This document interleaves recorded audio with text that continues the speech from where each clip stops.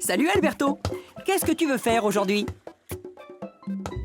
De la farine, des œufs, des fruits et du chocolat. Je sais, tu as envie de faire un gâteau. On va t'aider. Voilà, il ne te manque rien. Au travail, chef pâtissier. Ces mots, je les reconnais. Ce sont des déterminants démonstratifs. Oui, ils indiquent précisément une idée, une personne, un objet que l'on voit ou dont on a déjà parlé. Mais quel rapport avec le gâteau? Je sais, ils vont nous aider à faire la recette. Il faut prendre le bon déterminant démonstratif pour le mettre devant le mot. Oui, c'est ça.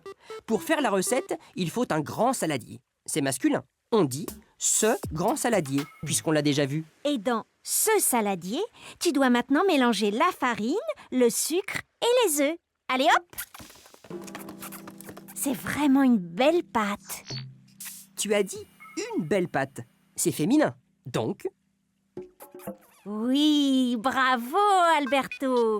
Cette pâte est vraiment belle. attends, Alberto, ce n'est pas fini. Tu dois ajouter les carrés de chocolat. Eh oui, tu as raison, Alberto. Il faut bien écrire « ces carrés de chocolat », car il y en a plusieurs. C'est au pluriel. Et si on rajoutait des fruits, ce serait encore meilleur. Abricot ou ananas? Abricot, abricot. On dit bien un abricot, donc c'est masculin. Et on a vu qu'on utilise le déterminant « ce » quand c'est au masculin. Mais on ne dit pas « ce abricot ». Oui, on dit « cet abricot ». Lorsque le déterminant démonstratif est devant un nom masculin qui commence par une voyelle, on doit utiliser « cet » à la place de « ce ». C'est la règle. Et c'est plus facile à dire aussi. Comme on dit cet ananas. Et quand il y a plusieurs abricots, comment dit-on? Oui, c'est cela, Alberto.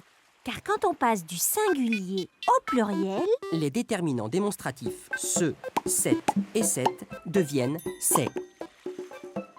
oui, car le déterminant démonstratif s'accorde en genre et en nombre avec le nom.